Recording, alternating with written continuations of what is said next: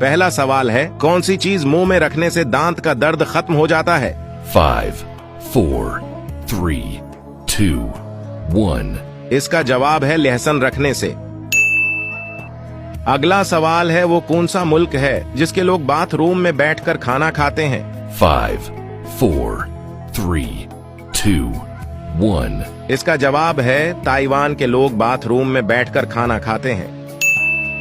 अगला सवाल है, कौन सा फल खाने से इंसान के बच्चे खूबसूरत पैदा होते हैं? 5, 4, 3, 2, 1। इसका जवाब है सेब खाने से इंसान के बच्चे खूबसूरत पैदा होते हैं।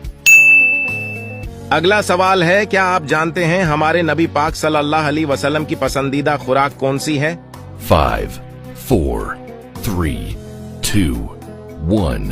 अब इसका जवाब आप खुद दें, देखते हैं आप सही जवाब दे पाते हैं या नहीं।